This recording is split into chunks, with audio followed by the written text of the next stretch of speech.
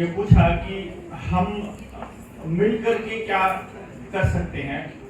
तो मैंने कहा कि मिलकर के तो हम जाने क्या कर सकते हैं। सीमा जी ने थोड़ी देर पहले कहानी भी बताई थी कि सब कुछ अगर हम या कुछ भी अगर हम कर सकते हैं तो वो सिर्फ मिलकर ही कर सकते हैं। अकेले अकेले तो हम कुछ कर ही नहीं पाएंगे। अकेले करते हुए मुझे लगभग 20 साल हो भी गए, और मैं कहता भी हूं कि अगर किसी को वहम हो कि उसके अंदर अगर जज्बा और क्रांतिकारी कोई अंदर कुछ विचार हैं और अगर वो कहता है कि मैं इस देश को बदल दूंगा या कोई बदलाव ला दूंगा, तो ये उसका वहम है सिंपली कि वो कुछ कर सकता है। वो नहीं कर सकता।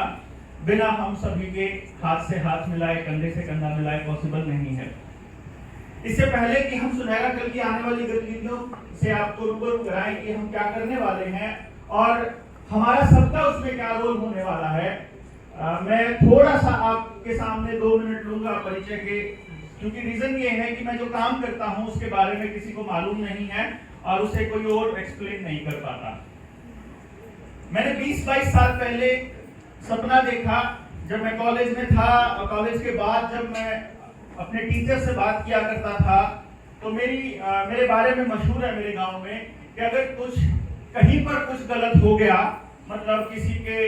कुछ टूट फूट गया, किसी की गाड़ी खराब हो गई, किसी की ट्रॉली की हवा निकल गई, तो क्या करते भाई यूं पता करो कि बुल्ले का पोता किस था उस टाइम पर।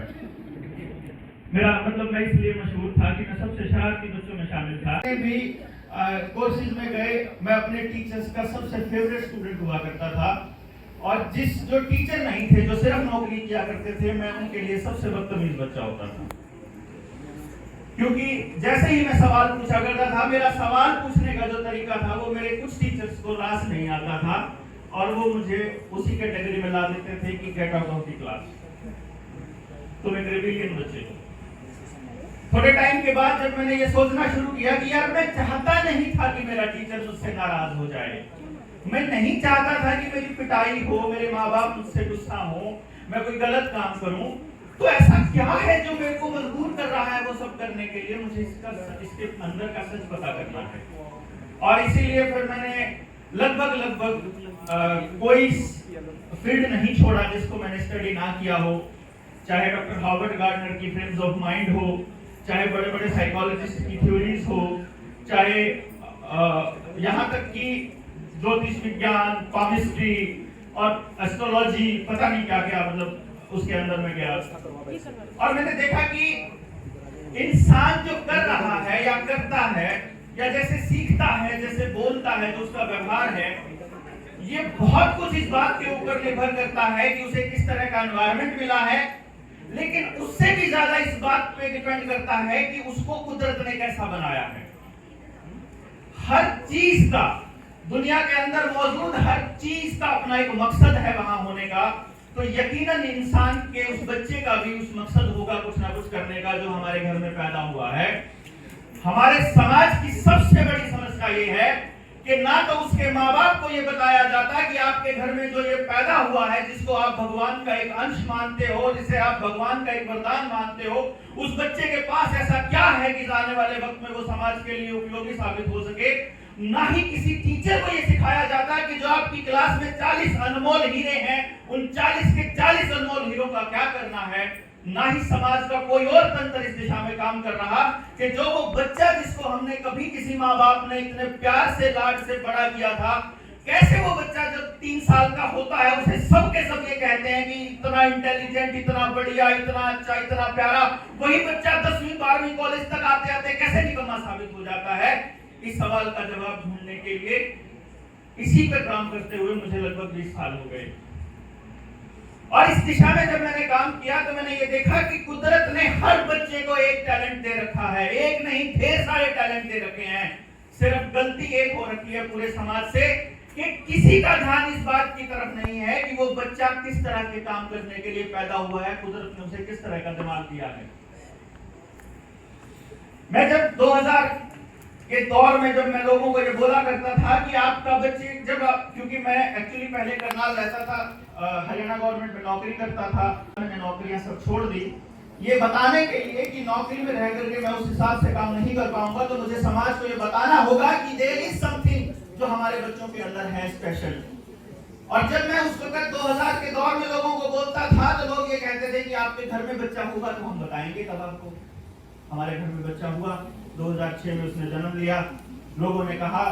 प्री मैच्योर डिलीवरी हुई, लोगों ने कहा कि अब देखेंगे तू कैसे काम करेगा। लोग कौन, मतलब जो मेरे आसपास के लोग थे, कि जो लोगों को तो लेक्चर देना बहुत आसान होता है। You will be surprised to know कि जिस बच्चे को स्लो लर्नर बोला करते थे उसके टीचर्स, वो बच्चे ने 5 साल की उम्र में पहला नेशनल रिकॉर्ड बनाया और इंडिया का यंगेस्ट गोल्ड मेडलिस्ट बना मैथमेटिकल कैलकुलेशंस में। 7 साल की उम्र तक पूरी दुनिया में मेरा बेटा, जिसका नाम यशस्वी बल्हारा है, वो पूरी दुनिया में इसलिए मशहूर हो गया था कि उसे दुनिया वंडर किड ऑफ इंडिया के नाम से जानती थी। और वो 7 साल की उम्र में 10th क्लास तक का मैथ, फिजिक्स, केमिस्ट्री खत्म कर दिया, स्टेट लेवल का चेस चैंपियन बन गया, स्टेट लेवल का स्केटिंग चैंपियन बन गया। आज वो नेशनल लेवल का टॉप सीड प्लेयर है लॉन टेनिस का। लगभग 2000 किताबें पढ़ चुका है, English, math, cyber, science, 4 olympiad का ऑल इंडिया रैंक 1 होल्डर है लगातार 4 सालों से। जब हमने इस पे काम किया तो लोगों ने कहा कि आपका बच्चा था इसलिए इंटेलिजेंट है। फिर हमने दूसरे दोस्तों के बच्चों पे काम किया, टीवी ने उनको भी वंडर किड बना दिया। मैं कह रहा हूं नहीं भैया, हर बच्चा वंडर किड है। इसी चीज को साबित करने के लिए हमने 2016 में एक चैलेंज प्रोग्राम दिया सोसाइटी को। चंडीगढ़ में पंचकुला और मोहाली 3 शहरों से हमने हर स्कूल को ये चिट्ठी लिखी, अपने स्कूल का सबसे निकम्मा बच्चा जिसको तुम कहते हो मुझे दे दो, मैं तुम्हें 1 साल बाद दिखाऊंगा वो कितना बड़ा हीरा है।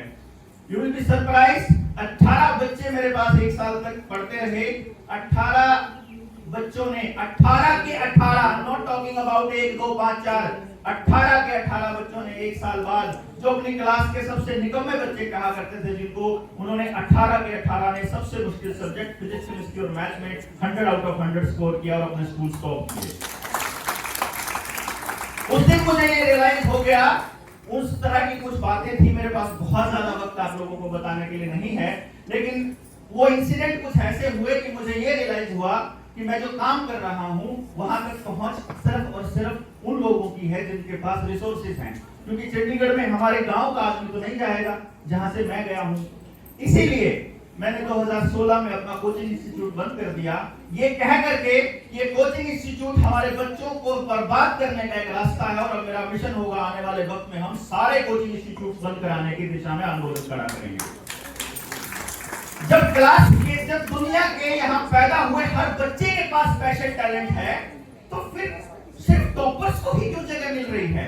एक बच्चे के नंबर आ गए हैं अगर सबसे ज्यादा, तो इसका ये मतलब थोड़ी ना है कि वो सबसे इंटेलिजेंट है। जो सबसे पीछे बैठा बच्चा है उस बच्चे को भी सम्मान का अधिकार उतना ही है जितना सबसे ज्यादा नंबर वाले का है। उसके पास क्या टैलेंट है ये निकालने की, ये पता करने की ड्यूटी माँ बाप की है, स्कूल की है, सरकार की है, सिस्टम की है, समाज की है, किसी की भी है, लेकिन उस बच्चे की नहीं है। वो बच्चा निर्दोष है, लेकिन उसी बच्चे के ऊपर सारा कसूरवार उसको ठहराया जाता है। ये हमारे एजुकेशन सिस्टम की सबसे बड़ी कमी है और इसी कमी से लड़ने के लिए मैं 2016 में चंडीगढ़ से निकला था और लोगों को इस बारे में जगाने निकला था। इस दिशा में बहुत अरसे से, बहुत लंबे टाइम से काम करते हुए मैंने रियलाइज किया कि अगर प्रबुद्धजन एक साथ नहीं आएंगे, अगर गांव में उस बच्चे के माँ बाप एक साथ नहीं आएंगे तो ये पॉसिबल नहीं होगा। तो इसीलिए हमने उस मिशन में, मतलब अगर हम कभी बैठे, अगर कभी और बात हुई, लंबा बोलने का मौका हुआ तो मैं आपको उस दिशा में कितनी प्रगति की वो बताऊंगा। लेकिन मोटे तौर पे सुनहरा कल और एक्सपेंडिंग होराइजन्स का एक कोलैबोरेशन है कि गांव के अंदर सरकारी स्कूल को बचाने के लिए, क्योंकि मेरा ये मानना है कि अगर इस देश को बचाना है तो सरकारी स्कूल, सरकारी तंत्र एकमात्र रास्ता है उस गांव को और इस देश को बचाने का। तो हम सरकारी स्कूलों के लिए एक ऐसा एजुकेशन सिस्टम डेवलप करने पे लगेंगे। सुनहरा कल की ये ड्यूटी होगी कि हम एक ऐसा एजुकेशन सिस्टम डेवलप करेंगे जिसके अंदर गांव वालों की मदद से यकीनन, और स्कूल के स्टाफ की और स्कूल के प्रिंसिपल्स की मदद से, कि जिसके अंदर हर बच्चे का टैलेंट हम लोग रिकॉग्नाइज करेंगे। क्योंकि मैं आपको बताना भूल गया, I am the first person in India जो इस चीज के ऊपर काम कर रहा है कि मैं 3 साल की उम्र में आपके बच्चे को ये बता सकता हूं कि आपके बच्चे के पास असलियत में क्या टैलेंट है, वो कोई काम करता है तो क्यों करता है, वो सीखेगा कैसे और वो किस तरह के काम करने के लिए कुदरत ने पैदा किया है। एस्ट्रोलॉजी से बहुत आगे, मतलब बहुत आगे, कुछ भी नहीं है उसके आगे, समझो इतना बड़ा रिसर्च है और 20 साल में ये प्रूवन थ्योरी हो चुकी है। आज तक का मेरा रिकॉर्ड रहा है 100% एक्यूरेसी रेट। तो हम एक ऐसा काम करेंगे कि टीचर्स की ट्रेनिंग प्रोग्राम, गांव के लोगों की अवेयरनेस प्रोग्राम, हर बच्चे का टैलेंट रिकॉग्नाइज करेंगे, हर बच्चे का। मतलब जैसे मैम ने बोला कि जिस बच्चे को जरूरत है, हमारे हर बच्चे को जरूरत है। क्यों जरूरत है? क्योंकि अपने देश में 95% लोग इतने हैं, मैंने 95% सेफ साइड के लिए बोला है, जो अपने काम से दुखी हैं, जो अपने काम से खुश नहीं है, जो भी काम वो कर रहे हैं। इसका मतलब है कि वो अपनी जिंदगी में कोई भी डिसीजन ठीक नहीं ले पाए, स्पेशली अपने करियर से रिलेटेड। तो फिर कैसे वो आने वाली पीढ़ी का डिसीजन ठीक ले पाएंगे? तो हमें दोबारा से एक तरह से सोचने की, बैठ करके इसके ऊपर काम करने की जरूरत है। तो सुनहरा कल आने वाले वक्त में हर बच्चे को रिकॉग्नाइज करके, गांव के लोगों की मदद से, गांव के ही सरकारी स्कूलों में, इवन शहरों के भी, लेकिन स्पेशली प्रायोरिटी ये होगी कि सरकारी स्कूलों के अंदर हम एक ऐसा एजुकेशन सिस्टम तैयार करें कि आने वाले 5 या 10 सालों में जहां जहां हम लोग उस चीज को रन कर रहे हो, वहां एक ऐसा एजुकेशन सिस्टम हो जहां 100% एम्प्लॉयमेंट हो, और वो भी उस बच्चे के टैलेंट के हिसाब से हो। क्योंकि ये समाज के लोगों का काम है कि उनको आपके अपने बच्चों को समाज के लिए कहां इस्तेमाल करना है। और आप सभी लोग, क्योंकि यहाँ समाज के ऐसे लोग हैं जो इस समाज में एक रेपुटेशन रखते हैं, लोगों के ऊपर अपनी बातचीत का प्रभाव रखते हैं, तो आप उन लोगों को बताएंगे, आप उन लोगों को समझाएंगे कि ये हमारी ड्यूटी है, पेरेंट्स की ड्यूटी है, बड़ी पीढ़ी की ड्यूटी है कि आने वाली पीढ़ी के लिए वो रास्ता तैयार करें। अगर इस सदन में आने से पहले, अगर इस हाउस में आने से पहले आपके लिए बैठने का इंतजाम अगर मैडम सुनीता ने, सुनहरा कल ने नहीं किया होता तो आप कहाँ बैठते? तो संसार में आने से पहले उन बच्चों को कहाँ रखना है, हमने उनसे क्या करवाना है, इस बात का इंतजाम तो बड़ी पीढ़ी को करना पड़ेगा, ये मेरा मानना है। और इस उम्मीद के साथ कि हम लोग हाथ से हाथ, कंधे से कंधा मिला करके इस पूरे के पूरे आंदोलन को, एजुकेशन रेवोल्यूशन को आगे बढ़ाएंगे, मैं आप सबसे विदा लेता हूँ इसी उम्मीद में कि आप लोग साथ आएंगे। धन्यवाद।